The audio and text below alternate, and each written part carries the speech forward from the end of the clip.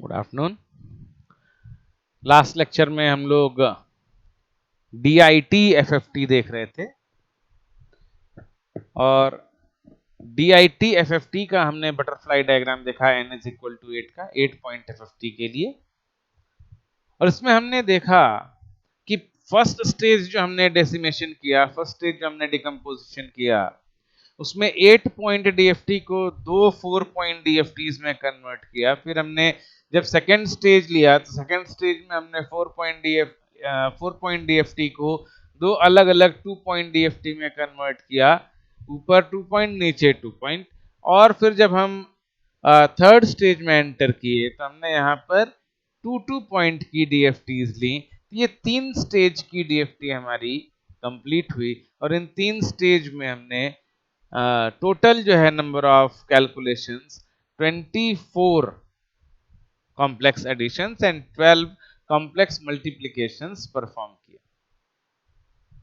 और जबकि यही अगर हम DFT वाला जो फॉर्मूला है उससे करते तो उससे आपको जो है नंबर ऑफ कैलकुलेशंस कितने पड़ते, 64 and 56, 64 complex multiplications and 56 complex additions. और मैंने एक चीज और बताई थी कि यहां हर जगह जो WN ले रखा है, इसको आप यहां फर्स्ट स्टेज में WN, दूसरे में WN/2 और तीसरे में WN/4 कर लें, वो ज्यादा अच्छा है समझने के लिए। ये थोड़ा सा कंफ्यूजन क्रिएट करता है, बेसिकली है कुछ नहीं, यहाँ प्रॉपर्टी यूज की गई है, ये n/2 ही है, n/2 पावर 1 ही है, लेकिन वो n/2 को n बनाने के लिए क्या कर दिया गया है, WN²। ठीक है, तो है कुछ नहीं खास, वो है कि ये आपका जो है 8 पॉइंट DFT है, ये 4 पॉइंट DFT है और फिर इधर 2 पॉइंट DFT है, ऐसा ही है, उससे अधिक इसमें कुछ और नहीं है। ठीक है, next is decimation in frequency, decimation in frequency.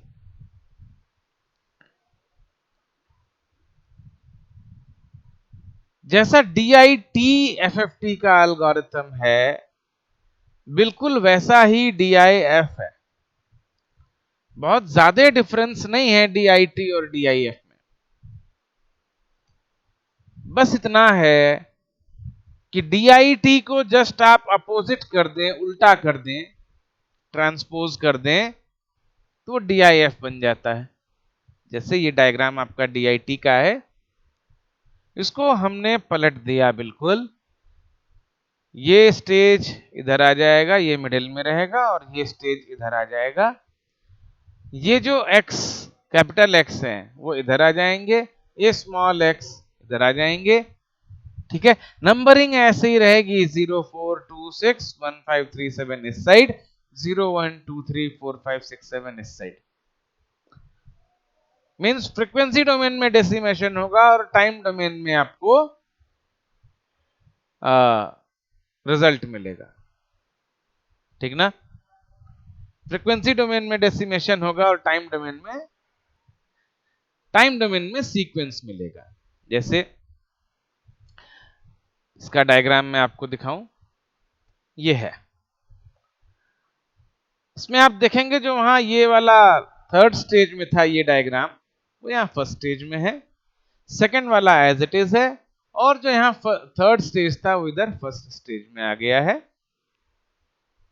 Input आपका सीक्वेंस में है 0 1 2 3 4 5 6 7, और आउटपुट जो आपका फ्रीक्वेंसी डोमेन है वो डेसिमेटेड है 0 4 2 6 1 5 3 7।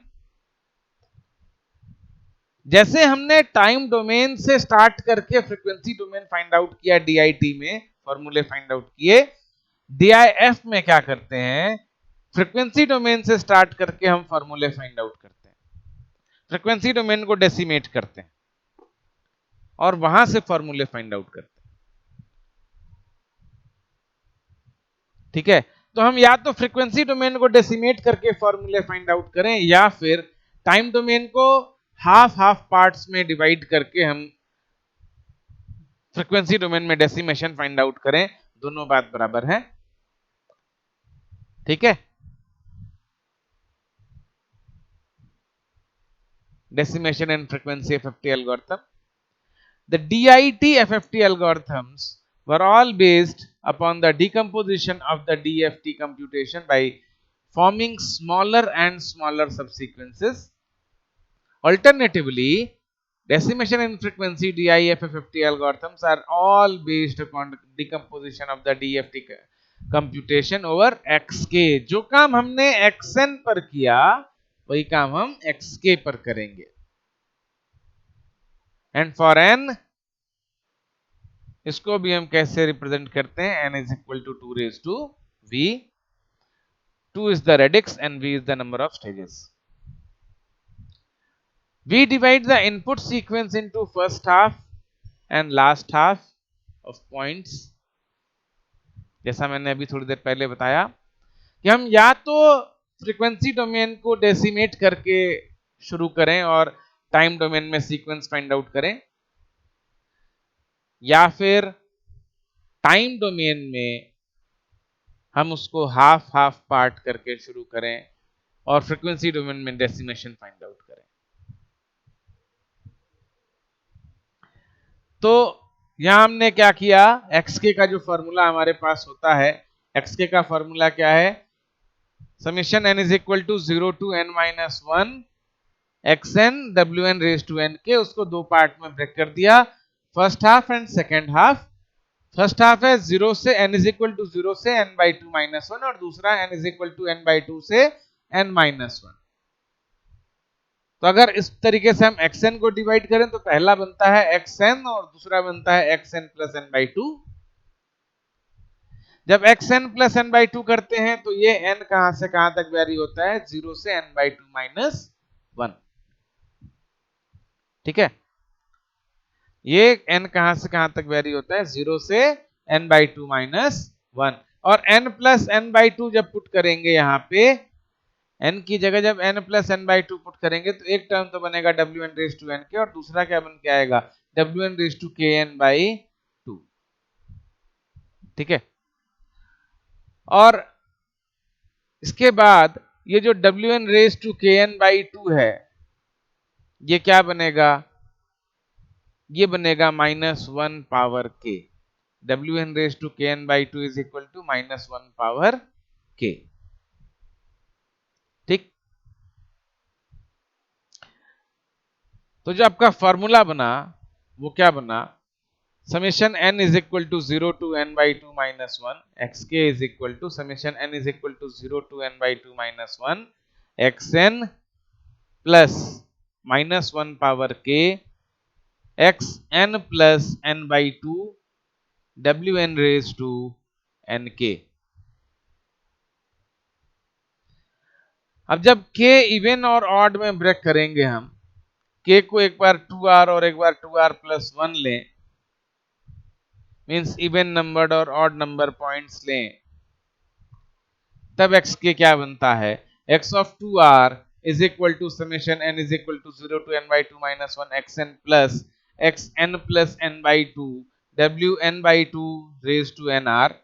और x ऑफ 2r प्लस 1 क्या बनता है, summation n is equal to 0 to n by 2 minus 1 xn minus xn plus n by 2 wn by 2 raise to nr multiplied by wn raise to n. दोनों में difference है DFT और डीआईएफ के फॉर्मूले में, सॉरी डीआईटी और डीआईएफ के फॉर्मूले में. वहां क्या था, first DFT of x of 2r means even term की DFT plus wn raise to k odd term की DFT.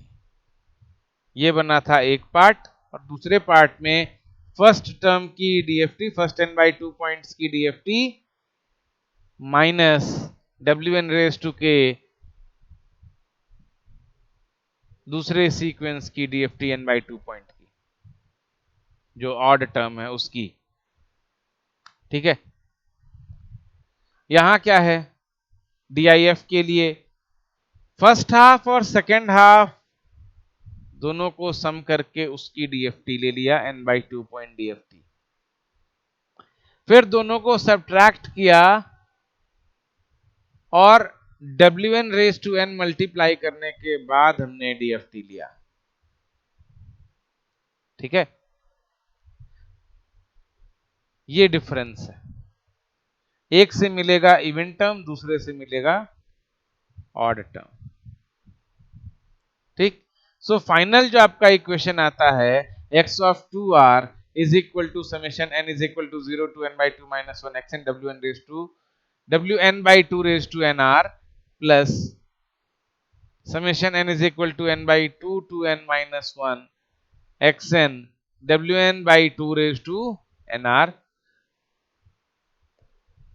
and x of 2r plus 1 is equal to summation n is equal to 0 to n minus 1 xn wn raised to n multiplied by 2r plus 1। और अगर इसको हम अलग अलग कर सकें तो दोनों में wn raise to n multiplied by 2r plus 1 multiply हो जाता है। और इसको जब और सिंप्लीफाई करते हैं तो एक टर्म आपका आता है gn which is equal to xn plus xn plus n by 2। उसके अंदर जब हम इसको रिप्लेस करते हैं gn और hn को, gn और hn को जब हम रिप्लेस करते हैं तो एक टर्म यहां से क्या बनता है x of 2r is equal to summation n is equal to 0 to n by 2 minus 1 gn wn by 2 raise to nr। और दूसरा जो ऑड टर्म है x ऑफ 2r प्लस 1 वो क्या बनता है summation n is equal to 0 to n by 2 minus 1 hn multiplied by wn raised to n wn by 2 raised to nr। ठीक है, the DFT can be computed by first forming the sequences gn and hn, then computing hn multiplied by wn raised to n, and finally computing the n by 2 point DFTs of these two sequences to obtain the even numbered output points and odd numbered output points respectively। देखो पहला term क्या है, सबसे पहला काम क्या करना है, xn और xn प्लस n बाई 2 दोनों को ऐड करना है और सब्ट्रैक्ट करना है, मीन्स gn और hn फाइंड आउट करना है। फिर hn में मल्टीप्लाई क्या करना है, wn raise to n, wn raise to n, ये मल्टीप्लाई करना है। ठीक है, उसके बाद जो वैल्यूज आएंगी, जैसे ये 4 पॉइंट आया इसका n बाई 2 पॉइंट DFT, ये 4 पॉइंट आया इसका n बाई 2 पॉइंट DFT, तो n कितना था 8 था, यहां 4 पॉइंट DFT और फिर यहां भी 4 पॉइंट DFT। ठीक, ये है फर्स्ट स्टेज। इसका जब सेकंड और थर्ड स्टेज कंबाइन करते हैं तो ये क्या बनता है, यहां आपने xn और xn प्लस n बाई 2 को ऐड किया, ऐड करने के बाद उसमें मल्टीप्लाई क्या किया wn रेज टू n। ठीक है, wn रेज टू n। और इसके बाद फिर हमने क्या किया, 4 पॉइंट DFT कैलकुलेट किया। 4 पॉइंट में फिर से हमने क्या किया, इसको दो अलग अलग पार्ट्स में सीक्वेंसेस में ब्रेक किया। अलग अलग सीक्वेंसेस में ब्रेक करने के बाद फिर से xn plus one xn plus n by 2 को हमने ऐड किया, एक जगह ऐड किया एक जगह सब्ट्रैक्ट किया, और फिर उसमें मल्टीप्लाई क्या किया wn by 2 raise to n, यहां भी यहां भी। और फिर उसके बाद हमने इसको 2 पॉइंट थर्ड स्टेज में गए तो 2 पॉइंट DFT ली, और इसके लिए हमने क्या किया, फिर से xn प्लस n बाई 2 को हमने एक बार ऐड किया एक बार सब्ट्रैक्ट किया, और उसमें मल्टीप्लाई क्या किया wn by 4 raise to n, where n is from 0 to n by 2 minus 1। ठीक है, तो मान लिया अगर n 8 है, n 8 है तो फर्स्ट स्टेज में क्या मल्टीप्लाई होगा, W8 raise to 0, W8 raise to 1, W8 raise to 2, W8 raise to 3। इसके बाद और उसके पहले हो क्या रहा है, x ऑफ 0 में क्या ऐड होगा, 0 plus n by two, n by two कितना है 4, तो 0 प्लस 4 यहां ऐड किया, फिर 1, 1 प्लस 5, 2, 2 प्लस 6, 3, 3 प्लस 7 यहां पर ऐड किया गया, ठीक ना, यहां ऐड हुआ। नीचे सब्ट्रैक्ट करना है तो -1 से मल्टीप्लाई करके ऐड कर दिया, x0 और x4 को, x1 x5 को, x2 x6 को, x3 x7 को, ठीक है। इस तरीके से इनको ऐड कर दिया गया और इनको ऐड करने के बाद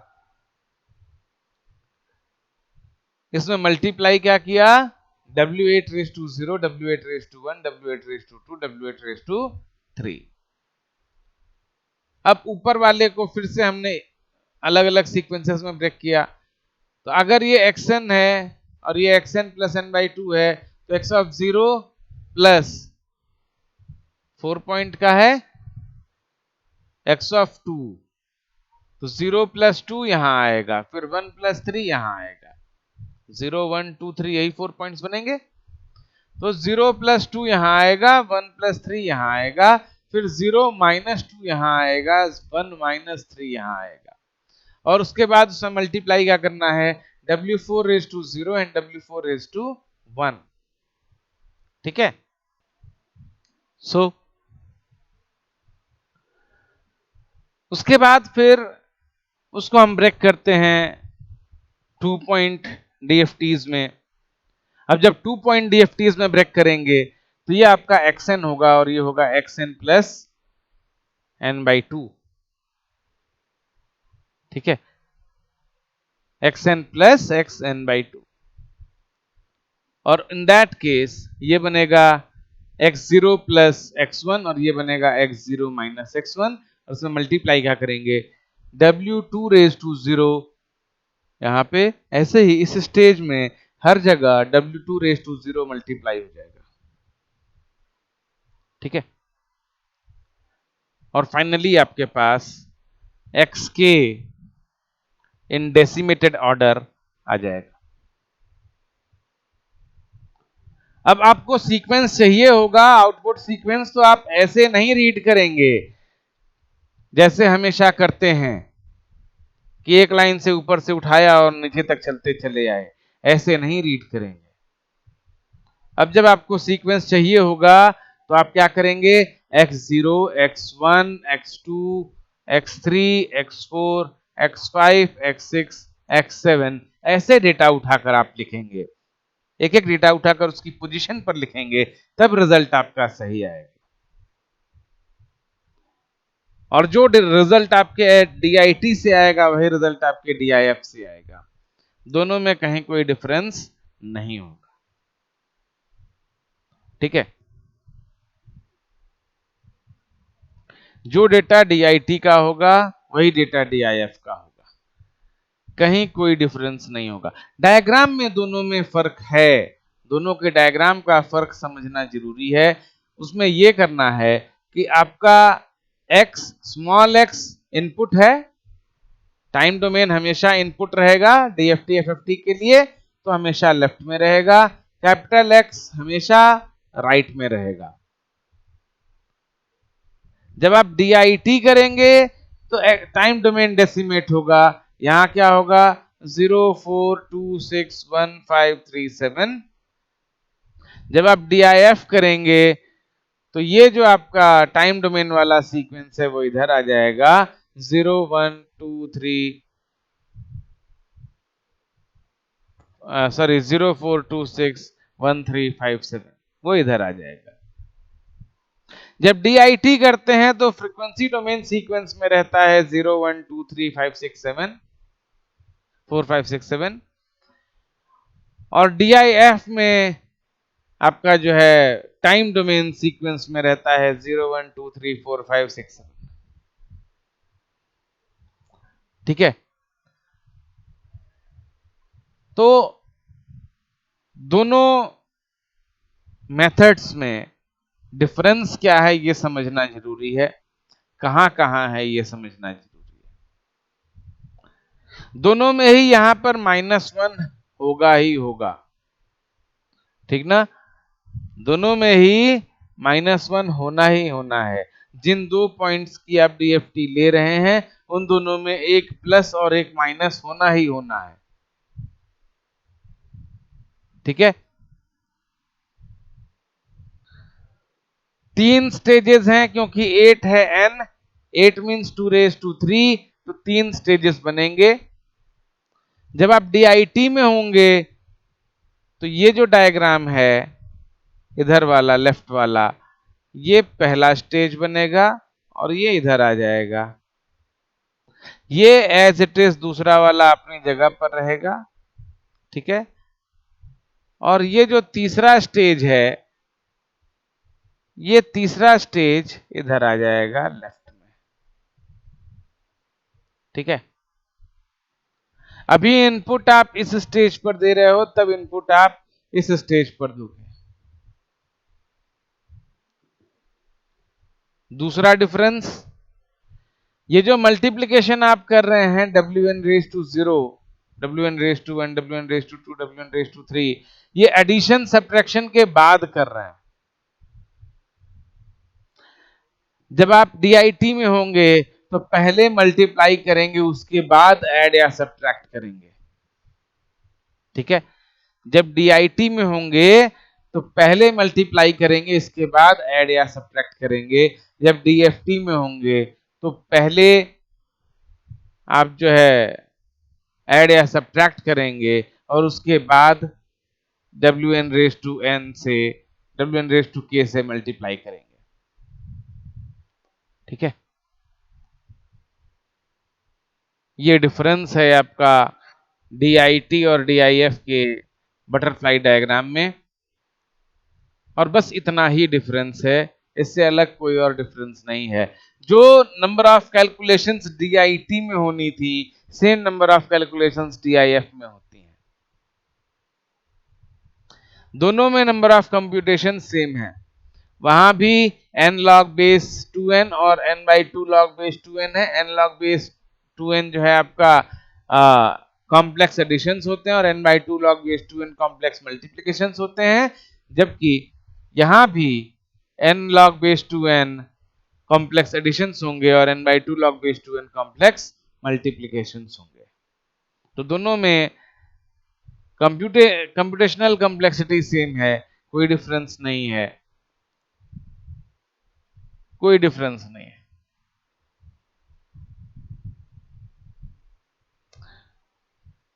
ना। By counting the arithmetic operations and generalizing, we see that the computation of DIF FFT requires n/2 log base 2n complex multiplications and n log base 2n complex additions, जैसा कि DIT में था, जो हमने देखा था थोड़ी देर पहले, मीन्स लास्ट लेक्चर में। And thus the total computation is the same for DIF and DIT algorithms. Similar to decimation in time algorithm, the computational flow graph shown in figure will indicate the in-place computation complexity, computation capability of decimation in frequency algorithm. And from figure it is clear that DIF FFT is the transpose of DIT FFT. DIF FFT और DIT FFT एक दूसरे के transpose structure हैं, transposed form है। अगर हम DIT को transpose कर दें तो हमें DIF मिल जाएगा, DIF को ट्रांसपोज कर दें तो DIT मिल जाएगा, ठीक है जी। तो यहीं पर एंड करते हैं, इसके बाद नेक्स्ट लेक्चर में आपका ये यूनिट 4th यूनिट कवर हो जाएगा, ठीक है। Thank you.